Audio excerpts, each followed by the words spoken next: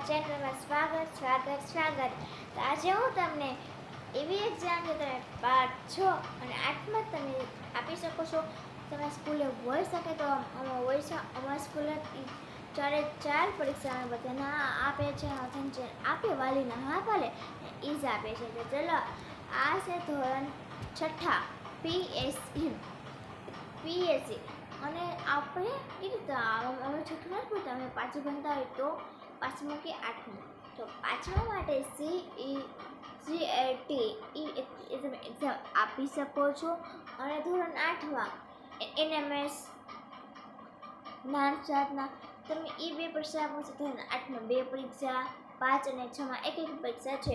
હું તમને પીએસસીનું પીએસસીનું મુખ્ય છે તો તમને કહેજો, મારી લિંક બાયોમાં તમને છે તો પ્લીઝ તમે કરી લેજો. આ 280 રૂપિયાની છે, પણ અમે સ્કૂલેથી એટલે 280 તમે દુકાને જાઓ, આમ જાઓ કે એ ખબર નહીં. અને આ 2 વિભાગ છે એટલે આટલા 2 ભાગમાં વટાયેલું છે.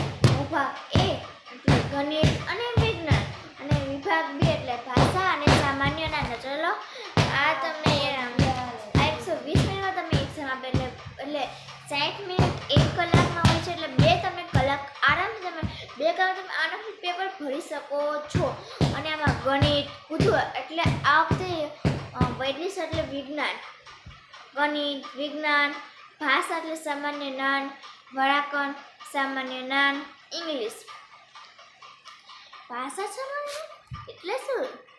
એટલે ગુજરાતી, પર્વતારે વાતા ચોમાસી સૃષ્ટિ સૌંદર્ય, ગણિતની પેટર્ન, વિજ્ઞાન અદ્ભુત દુનિયા છે. પાઠનું નામ, કવિ, લેખન, પ્રકાર અને ગુજરાતના તમામ જિલ્લાના અગત્ય બાબત એવું બધું છે.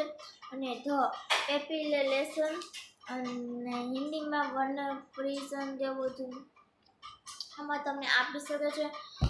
જો તમે એક બુક તમે લખશો છે, આ બુક રાજ્ય પરીક્ષા બોર્ડ દ્વારા નક્કી કરાયેલ અભ્યાસ પર આ ઓછા છે. બાળકો સ્વપચે પરીક્ષાની તૈયારી કરી શકે છે તેવી સરસ રજૂઆત છે. પ્રકરણની સમૃદ્ધિ સાથે ઉદાહરણ, મહાવરો, સ્વાધ્યાય,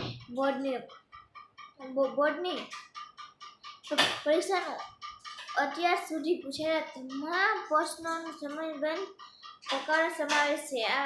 ઓકે, તમે આટલું બધું તમને બુકમાં